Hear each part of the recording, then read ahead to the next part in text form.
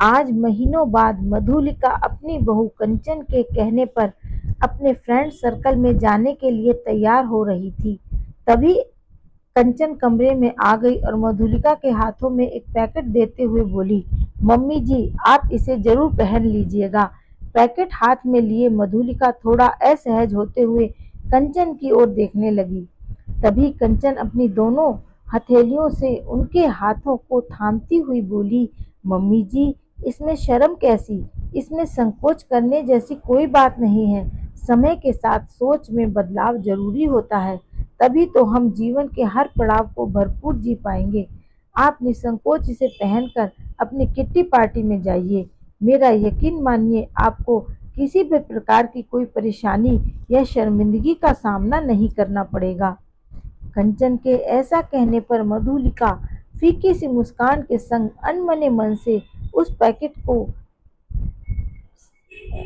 पहनने के लिए मान गई और कंचन कमरे से बाहर आ गई।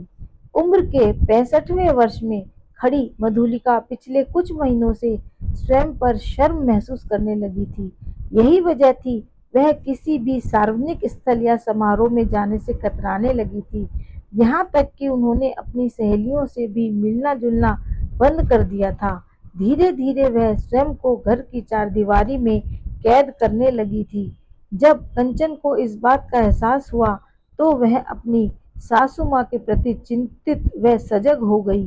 कंचन यह जानने का प्रयास करने लगी कि हर बात पर ठहाके लगाकर हंसने वाली उसकी जिंदा दिल सासू माँ आजकल गुमसुम क्यों रहने लगी है। आखिर ऐसी क्या बात हो गई जिसकी वजह से उनके चेहरे पर से हंसी गायब हो गई है। वह क्यों कहीं बाहर आने जाने व लोगों से मिलने जुलने से हिचकिचाने लगी हैं। बहुत प्रयासों के बाद भी कंचन यह जान न सकी कि मधुलिका को आखिर परेशानी क्या है। असल में कंचन सीधे कोई प्रश्न करने से बच रही थी, लेकिन उसने प्रयास जारी रखा। हर रोज की तरह कल जब कंचन शाम की चाय लेकर कमरे में पहुंची तो उसने देखा मधुलिका गैलरी में बैठी सिसकियां भर रही है। अचानक कंचन को अपने सामने खड़ी देख मधुलिका सहज होने तथा अपने आंसुओं को छुपाने की कोशिश करने लगी। तब चाय की प्याली एक ओर रख कंचन घुटने के बल उनके सामने बैठ गई और उनके हाथों को अपने हाथों में लेते हुए बोली, मम्मी जी मानती हूँ कि मैं आपकी बेटी नहीं और न ही आपकी सहेली हूँ, लेकिन फिर भी आप मुझे अपने दिल की बात बता सकती हैं, क्योंकि बहू तो बेटी और सहेली दोनों हो सकती है। कंचन के इतना कहते ही मधुलिका की आंखों से आंसू बहने लगे और उन्होंने अपना दिल खोलकर कंचन के सामने रख दिया। मधुलिका ने अपनी सारी समस्या व परेशानी का कारण कंचन से बेझिझक कह दिया। सारी बातें सुनने के पश्चात कंचन बोली, मम्मी जी यह कोई बहुत बड़ी समस्या नहीं है। बढ़ती उम्र में ऐसा होता है। अकेले आप ही नहीं और भी कई ऐसे लोग हैं जो यूरिन रोक नहीं पाते हैं, लेकिन इसके लिए स्वयं पर शर्मिंदा होने या निराश होने की जरूरत नहीं है। इस परेशानी से निजात पाने के लिए ही तो बड़ों का डायपर है, जिसे पहनकर आप आराम से कहीं भी जा सकती हैं, जी भरकर हंस सकती हैं, बिना किसी परेशानी के पूरे आत्मविश्वास के साथ खुलकर अपना गोल्डन एज यानी ओल्ड एज एंजॉय कर सकती हैं।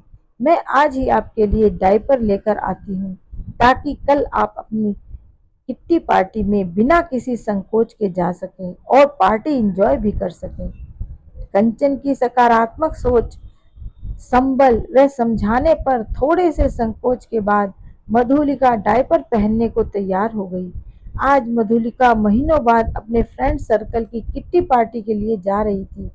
शाम को जब मधुलिका पार्टी से लौटी तो उनके साथ उनकी हंसी, आत्मविश्वास भी लौट आए थे।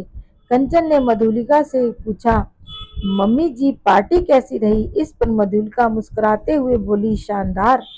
फिर कंचन के सर पर हाथ रखते हुए बोली, जीती रहो बेटा। डायपर को लेकर मैंने मन में जो संकोच पाल रखा था उसे तुमने दूर कर दिया, मेरे बुढ़ापे को सहज और सरल बना दिया। मैं तो सोच रही हूँ कि किसी दिन कोई स्त्री रोग विशेषज्ञ को अपनी सहेलियों से मिलवाऊं। हो सकता है उनमें से किसी को कोई परेशानी हो। सच कहा तुमने, समाधान ढूंढेंगे तभी तो खुलकर जी पाएंगे।